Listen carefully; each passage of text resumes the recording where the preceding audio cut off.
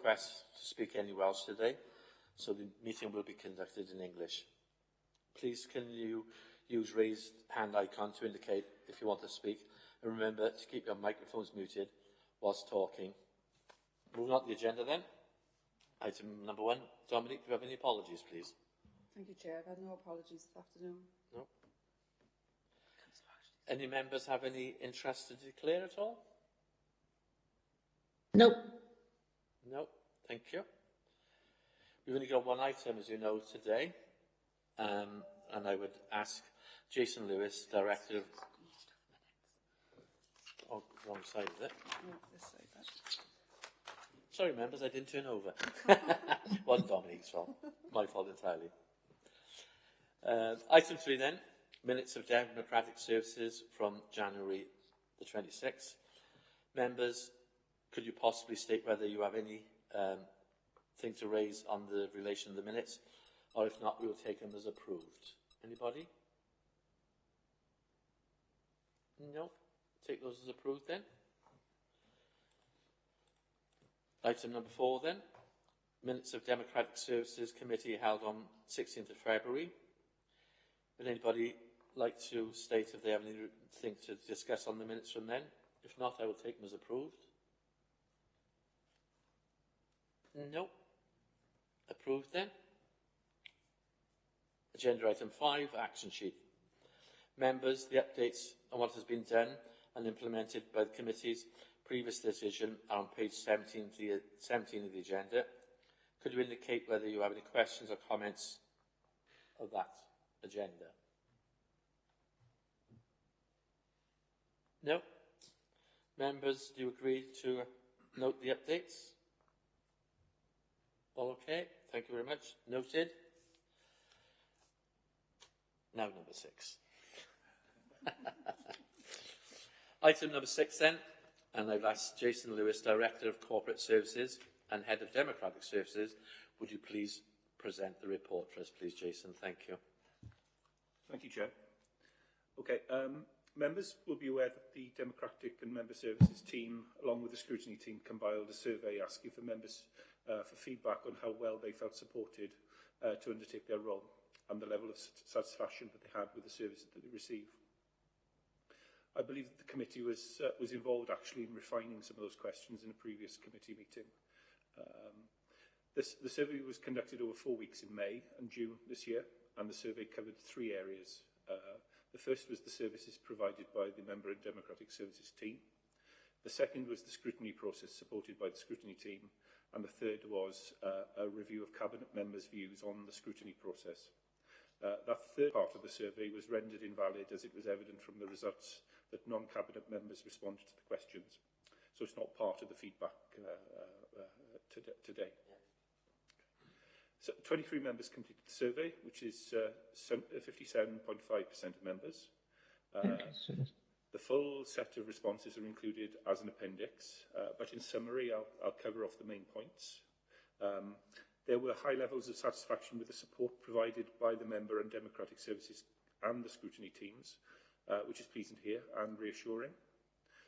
Most members found the training and policy development seminars useful.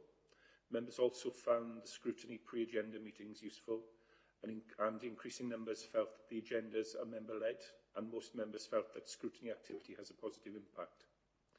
In terms of areas where we received less positive feedback or received areas that required further attention, half of members that responded were not happy with the IT support that they received.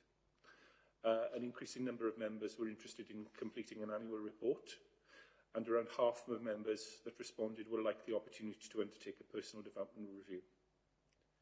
In terms of scrutiny, slightly fewer members than previously believe that the visioning process results in scrutiny committees considering the right issues, although it is still a fairly high positive response.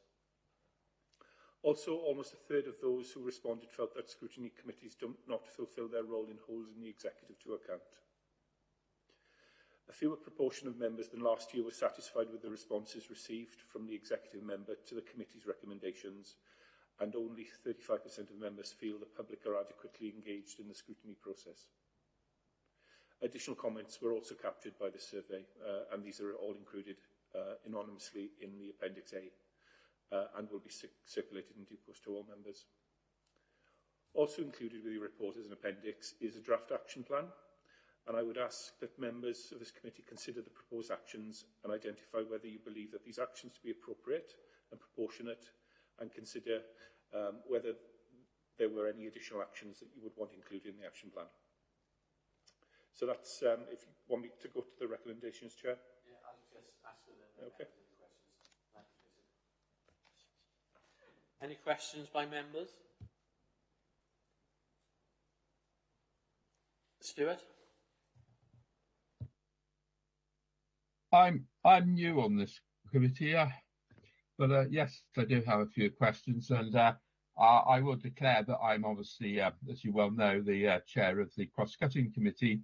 I'm also a member of the audit and governance committee, so I got a great interest in this. To be quite interesting, it made very salutary reading, and absolutely fascinating. And I'll be honest to say, I don't think I was very well when this came out, and I didn't contribute it, which made me not somebody that's actually taking part in the survey. Apologise for that, because normally I try to. This time round I didn't. My observations that I want to know, because I wasn't sure about this, was number one, who did the questions, because they're quite good, most of them, but there's the business about closed questions and open questions, which made these rather interesting.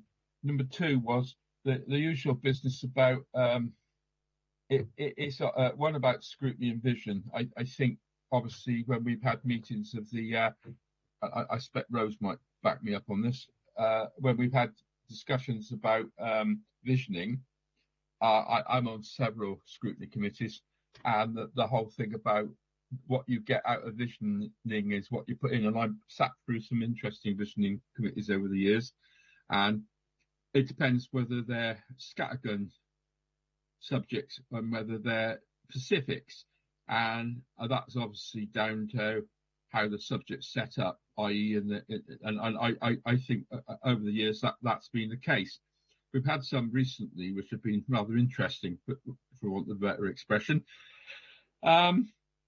And then the other observation, which this one does actually address, I think, reasonably well, it's not dissatisfaction, it's about some people's ability and inability to deal with IT and all that. And that does come out reasonably well in this. Otherwise, I think it's a really interesting exercise. And I would agree about annual reports. I was expecting this council to have to do that. I don't mind doing an annual report personally, because I don't see it as a SETI exercise. I see it as personal development exercise, and I would extremely welcome that. Jason, I would be interested to hear that, because I think as we expect that of employees, I think members would benefit from that. There you are. There's a red breadth. I'm fresh on, so I can give you a bit of perspective that a new member on this committee might have. Is that helpful, Chair? Yes, thank you, Stuart. Yes, okay. Any other questions from members? Has Jason got some views on that? Thanks, Councillor Ashley. I'm a new member. It's my first Democratic Services Committee today as well, so I'm a newbie as well. In terms of your first question, I think you offered some observations around visioning in the middle. The first question about the questions themselves, I think they're probably questions that have been developed by the team and presented to this committee for further refinement. I'd expect that as we're looking at trends across the years, that there are a set of questions that are fairly common throughout surveys that have been held. Any other? So as a new member to this committee, I'm making some assumptions here, but I'm getting nods to confirm that's the case. Tom, would you want to add something? I can see Tom there. Yeah, I mean, as Jason's already said, they are primarily questions that have been asked in the past, so that we've got that historical data. But obviously, when there's new, not issues, but new things that we put in place, like the tablets, then we obviously want to start asking questions about them as well. So combination of existing questions and then new questions that would be pertinent to new schemes that are being developed, etc. Thank you for that. Chair, can you just indulge me 1 minute more? I've actually gone off and bought my own tablet because I found the tablet that was provided was actually limiting me. So I used the app and I bought a tablet because I wanted something I could use as well. Now I'm wondering that might have been a better thing because the actual tablet that was provided to us was it's the same price, funny enough, but I actually find the app that we've got much better to use, and I sounds daft, but I can use the app for a lot of other things. I mean, obviously, I'm on another council as well, and I'm not limited by using that. It's much more flexible. I find the tablet that we've been provided is just so limited, it's useless. Thank you, Stuart. Again, I'll hand you over to Tom about... Yeah, I mean, the whole idea with the tablets was to have them limited so that they were just for agenda papers, replacing paper copies of agendas. So that was the whole idea, was to limit them to just members being able to access their agenda papers and to make them essentially as simple as possible. No, I'm not going into protracted discussion on this, but I find the tablet I got, which is an 11-inch tablet, cost me 180 quid, which is the same price as the one we've got. Actually, I can use it. I use it primarily for that, but it does seem that just that limited tablet. I mean, other places have gone down the same thing, and the one I've got now is much more useful. In fact, it's useful for council work. I do all sorts of things on it. But having one that's locked down that much, I mean, I had that discussion with poor officers, and I got very nerdy about the whole thing. Stuart, if I can just say, I mean, go back to the tablet, as Tom just said, that was the limit for just having agendas.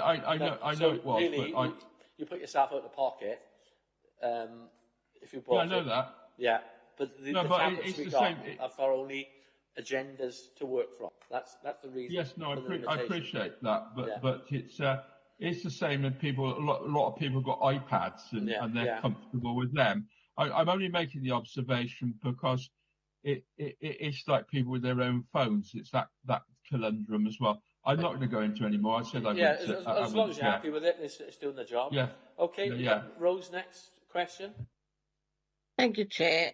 Just an observation, first of all. Last questionnaire, 30 out of the 40 councillors replied. This year, 23. So we've increased by 10, but there's still 17 members that haven't bothered. Were they sent out to all 40 members, the questionnaires, or were they divided? I know I had one as chair of the scrutiny committee and then one as an ordinary. I just wondered whether or not those figures were a little bit skewed because of different councillors being invited to do different questionnaires. The other thing is, obviously, there's concerns around, or there's issues about IT, the annual report, the review, the personal development reviews, and involving members of the public. How do we plan to take these issues on board? Thank you. Thanks, Councillor Seaborn. In terms of the circulation of the questionnaire, it was circulated, I heard confirmation it was circulated to all members, so all members had the opportunity to respond.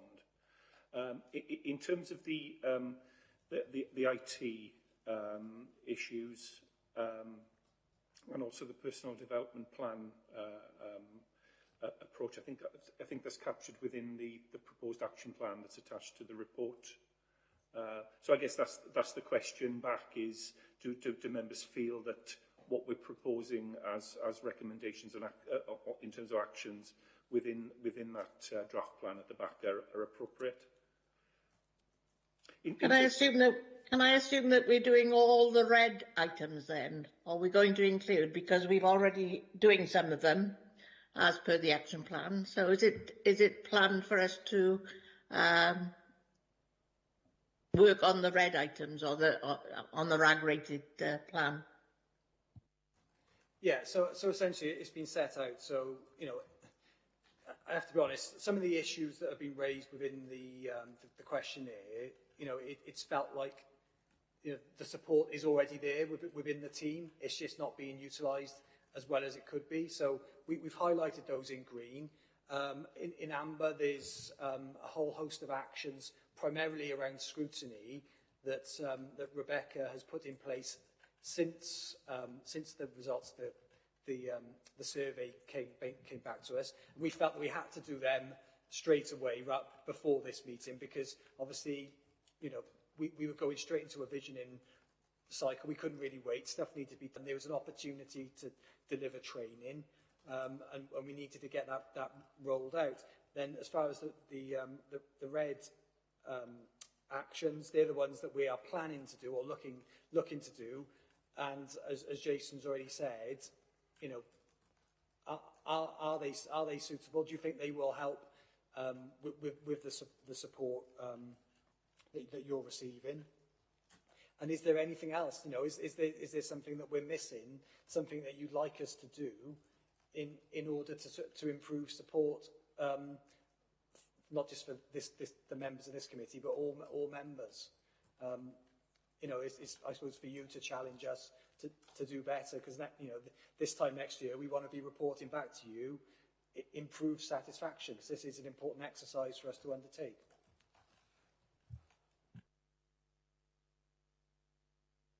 You happy with that, Rose? Thank you, Chair, yes. Thank you. Colette, was your light on a minute ago?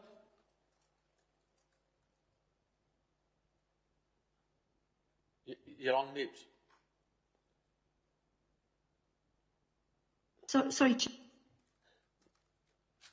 No. Still on mute, Colette. Colette, you're on mute again.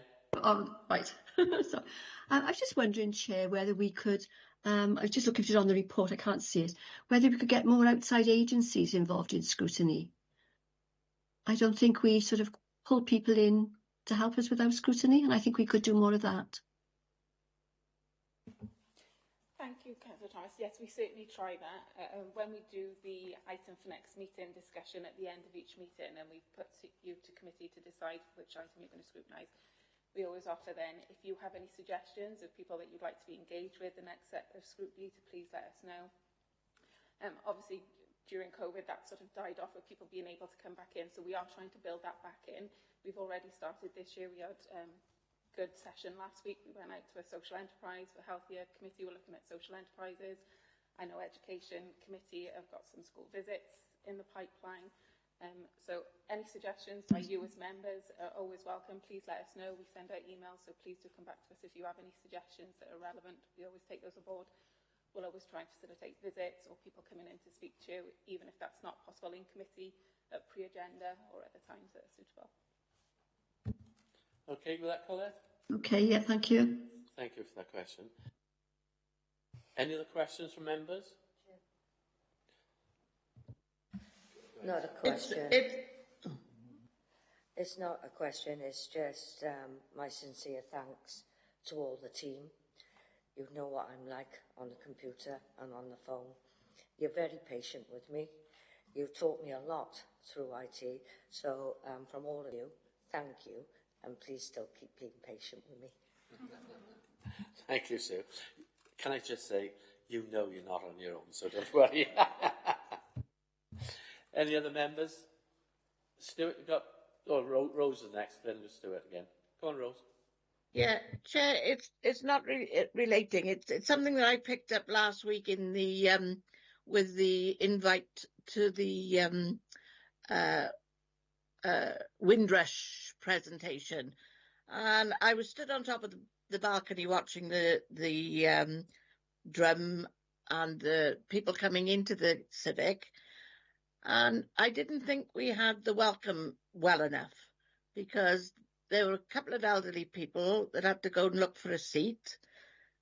Nobody greeted them as such until the chief exec went down, and I felt that it let us down a little bit. We invited them into the council for a member seminar and a presentation, but I think we need to improve on how we welcome our guests into the Civic Centre. I don't know how other members feel, but I certainly felt embarrassed last week when the elderly gentleman had a walking stick and had to cling to the reception desk, and nobody offered him a chair, etc. It's about protocol with elected members, and I think we're losing a little bit of it.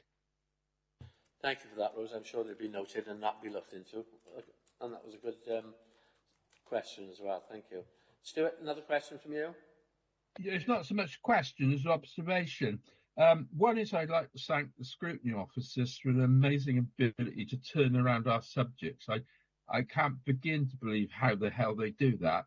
I say that because they one day they're doing education, the next day they're doing cleaner, and then the next day they're doing cross-cutting, and they work as an amazing team.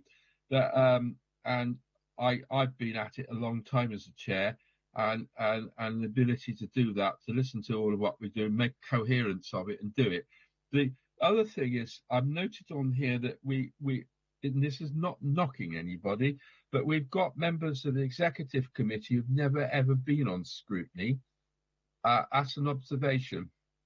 So how we get them to realise that what we do is backbench scrutiny committee members, and get some coherence about their decision, which I think is important. It would be, I think we need to do joint training sessions and maybe get them into it. I value the fact that they come to cross-cutting because that's the major ones, issues where all members are present. And to some extent, we need a mechanism in which the executive members understand that process, because their decisions are, I mean, obviously it's the leader that does budget, but some of these other global issues, they need to approach. We need to be able to beef that process up a bit, where they understand what we're doing. It's the same with PDF. We don't know what they do in PDF. In fact, I do, because I used to do PDF on the Beacon, so I understand the PDF. But those two processes, obviously we do scrutiny and they do PDF. They do somewhat go in parallel. So there's some mutual understanding between scrutineers and PDFing. I think that would be an interesting. Yeah, I think Becca wants to come in on that one, Stuart. Yeah, can I just finish, because there's some other aspects. Is it a question, or is it a question for the officers? It is a question for the officers. That's the one. They're in these action points, and they do raise them quite well. Obviously visioning, because as I said, we've got all the committees doing distinct visioning, and sometimes the visioning process and how we go through it can, with some of the subjects we've had recently, got a bit fraught. I'll leave it like that for a moment. Rebecca, you can come in on that if you would, please. Thank you, Councillor Ashley. So with regards to the exec members, again, over the last year, I think you'll agree that that's something that has built up again throughout the year. Exec members have been attending a lot more scrutiny sessions. They've all attended when they've been invited. Again, it's up to you as a committee and chairs whether you want to invite them to attend your meeting, but every time they have been invited, they have attended. I know a couple of the chairs and a couple of committees have arrangements outside of a scrutiny environment where they have meetings with their exec members. So that is relationships that, again, have been built and something that we will look to expand on. I know I have spoken to a couple of exec members who feel themselves that the relationship now between scrutiny and themselves is a lot better than it has been. But again, it's something that we want to look to build on this year, helping and supporting committees as well to better develop questions specifically for exec members so that they don't feel that they're just being invited along as a standing invitation so much. So that is something we'll be looking to address. In terms of visioning, what I will just highlight is that this survey was done in May and June of this year. So a lot of the newly elected members will have only gone through one visioning session, which was last summer. So as you will see in the yellow box there, I put in place some briefing notes, some questioning guides to help members have a better understanding of where the feeders come from and how they can choose their items for scrutiny, so that they're understanding that they're not being made to choose items. There's reasons behind why each item is put forward, and then it's up to members to decide which of those items they want to select. Thank you very much for that. Again, members were invited and they all attended those visioning sessions as well, because their exec forward plan is one of the key feeders that committees consider when they're considering their work programme for the year ahead. Can I also say, Chair, may I just slightly indulge? The other bit on here that I wanted to, Rebecca brings me up occasionally on this, is some resources so that we can do what the, I think it was the Healthcare Committee did, which was doing visits. It does need some resources to be able to go out and do visits or look at things in terms of videos and things, because that would make life a lot easier. I do get told occasionally when I do stuff like that that we don't have the resources for it, and I quite rightly understand that. But it would help if we could do the more novel stuff. Okay, Stuart, is that okay? I Rebecca telling me that as well some of the time. Thank you, Chair. Thank you, Alfie. Next, thank you, Alfie. Yes,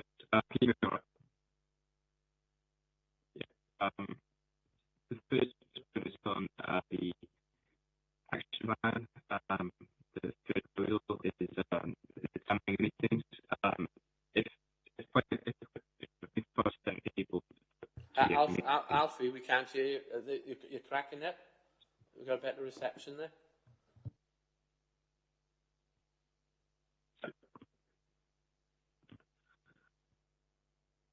Can you hear that? Can you hear that in the chamber? Yes, we can now. Okay, brilliant. The first point was just on the first proposal for improvement. If over a quarter of respondents to the survey are saying, a 2 p.m. meeting time, like the time of this meeting, is not convenient for them, I'm just wondering why we didn't choose to undertake a review of meeting times. And the second point is just being new to the committee, I just wonder what the thinking is behind making all of the replies to the survey public. Some of them are things of time, and I just wonder if there's any thinking about whether that should be in the public realm. That just thinking it could do reputational damage to the council.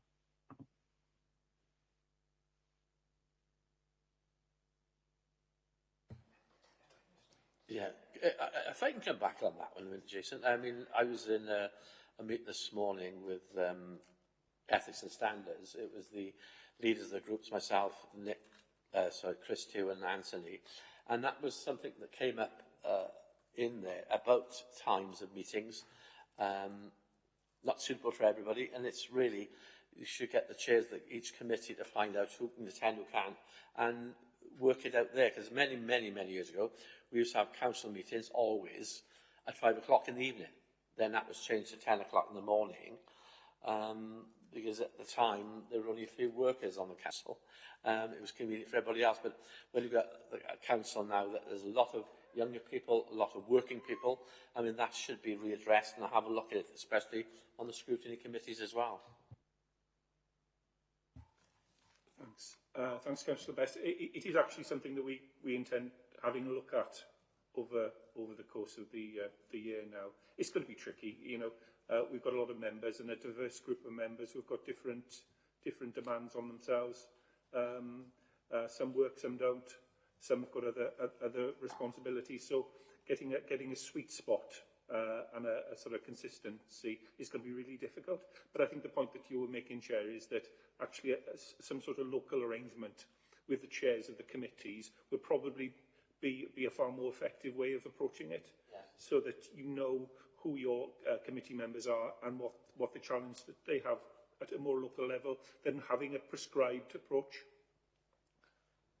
If I can just kind of make it clear as well, on top of that main review of meeting times overall, in terms of just scrutiny meetings, every year just before visioning, we do contact the members on each committee and ask you for your preferences.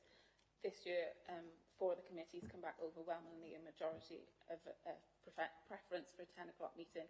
There was only one committee that was slightly split, but that still had a majority vote in terms of a 10 o'clock start. But again, it's something that we are reviewing and that we will look at to maintain attendance. Okay, Alfie, you happy with that answer to that? Yeah, cheers. I was just wondering if someone could provide the thinking behind making the responses to the survey public. That's the second part of the question. But thanks for the responses on that so far. Thank you, Councillor West. We've always tried to be as transparent as possible with this information, although your point is well made that we just need to be very careful about what we share, and if there is anything in there that is inappropriate to share, we'll make sure that we don't, basically. But at the same time, as being as transparent as possible. Thank you. Great, thanks a lot. Okay, Jane. Thank you. Sorry, I hope you can hear me. I haven't got much voice. Just going on from Alfie's point there, one of the themes I thought came out from the surveys was the 2 o'clock time for the seminars on a Monday. So that wouldn't come into the option of one group or one committee agreeing a time, because that involves everybody. So I don't know if that one is going to be specifically looked at. And one person, obviously anonymous, so I don't know who it was, commented that 2 o'clock was often a handover time for shifts. So it sort of made it doubly inconvenient, because if you're working but allowed time off, it's very unlikely it's going to be at shift handover time. So I don't know if that's going to be looked at separately. Thanks, Councillor Watkins. Yes, it is. I think amongst ourselves, we've already identified that the seminars, for example, are meetings that we could have a greater variation of timings on, so that that we don't have to rigidly stick to a 2 o'clock start, appreciating some of the challenges that timing has on some members. So certainly it'll be part of the review. It's not excluded from the review, but I think those are the ones that we can actually vary far more easily than the more formal meetings. Okay. Happy with that, Jane? Thank you. Thank you. Okay, any other questions, members? No? I'll hand you over to Jason now for the recommendations. Thank you, Page 23. Okay. So the recommendations are that the Democratic Services Committee agree to note the feedback from the members' satisfaction survey, discuss the context of the draft action plan attached as an appendix B, and suggest additional activity that would strengthen the draft action plan and improve the level of member support in the future, and agree that the Democratic Services Committee should regularly review the progress made against delivering the action plan. Thank you, Jason. Members, do you agree with the recommendations? Okay. Anyone against? Anyone abstaining? Okay, that's agreed then. Item number 7 now, date and time of next meeting. It will be agreed in due course. Dominic will get a meeting dated in the calendar, and the committee will be notified. Just thank everyone for taking part this afternoon, and then I close the meeting. Have a good day. Thank you.